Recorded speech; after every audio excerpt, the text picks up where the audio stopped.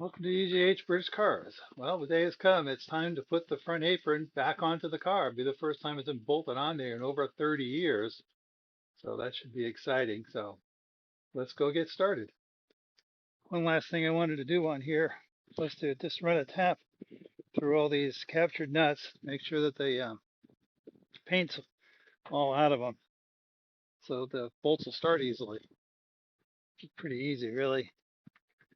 Just put it in there, make sure it's straight. Started. Not that bad to run the tap through there, but just trying to run the bolt and be going through the inside the fender to do this. Be a lot easier with all the, not only all the years of rust out of there, but also primer and paint, buffing compound, God only knows what else. So there's one down, about 11 to go. And the other thing I want to do is make sure that all these metal pieces are tight, because a lot of times when they, if the bolt's been hard to come out, they start to push the edges out. It makes it even easier for them to spin next time. So I'm just going to take a pair of channel locks, open them up and squeeze them like that.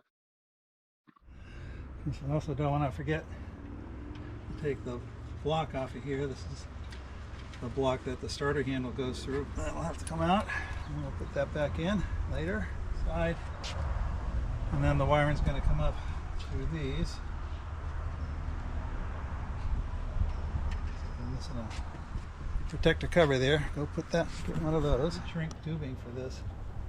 It's just convenient.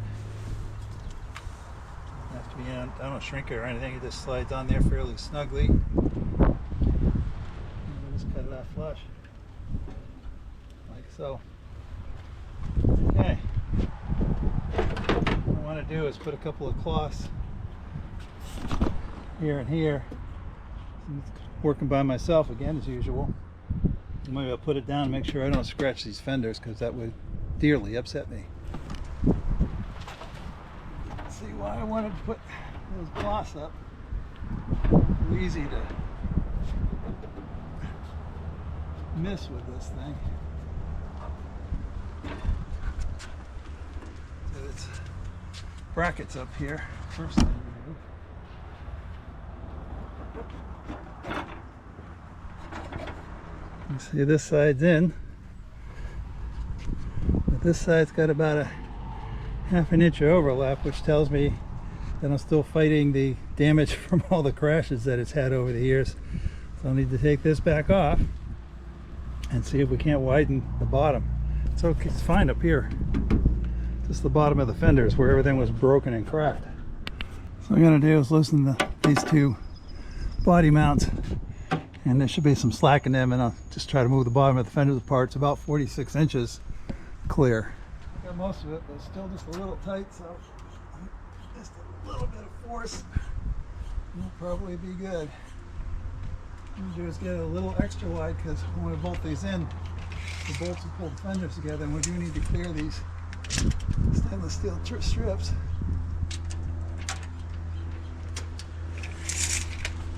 Well, that ought to just about do it.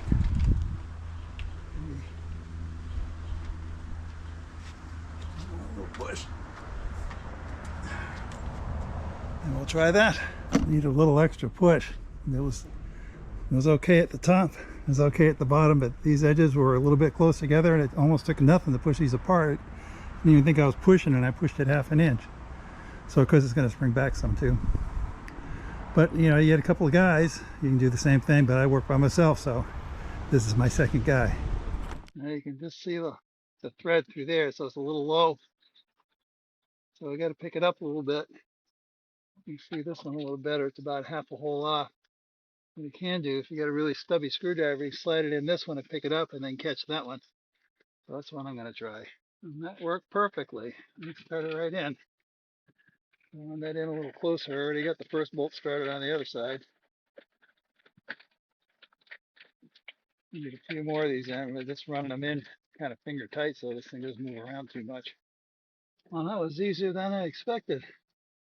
I got the bottom two in using the screwdriver above to line the holes up. And after that, other than lifting a little bit on the fender with my hand, everything went right in.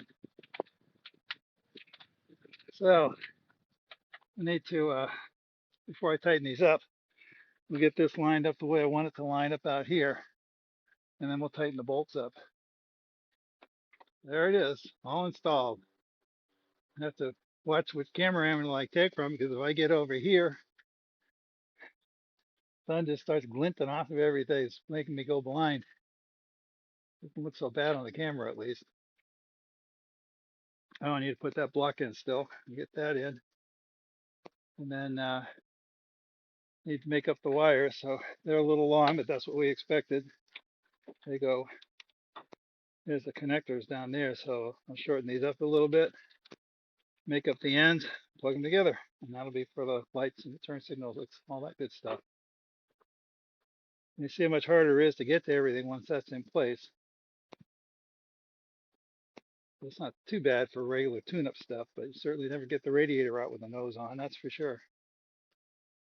So I set up the height on this before I put the nose on.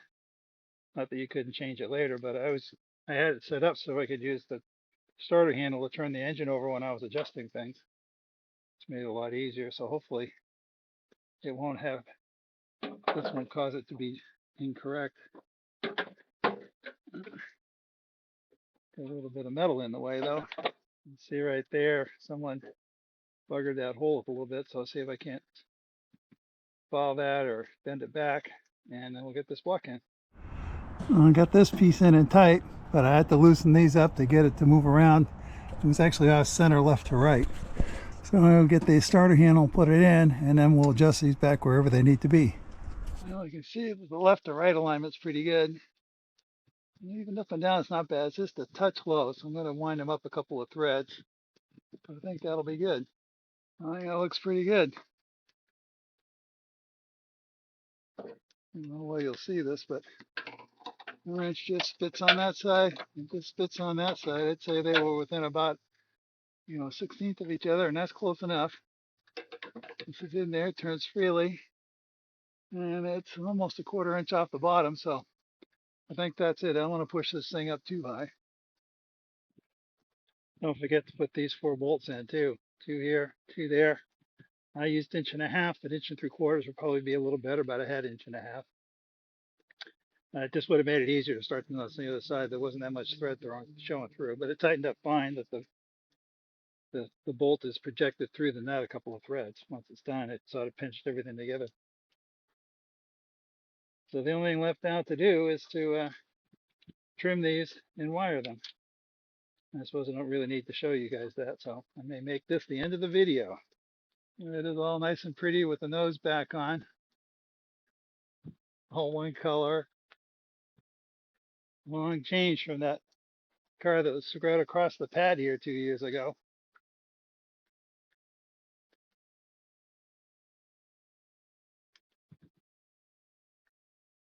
So we still need to mount the hinges and put the hood on. Now we've got the front end. And of course we need to put the front bumper on. But that's for another video. Well, I hope you enjoyed all that. Don't forget to like, subscribe, share, join, and comment. And we'll see you next time when we'll probably put the hood on. Or more correctly, the bonnet. See you then.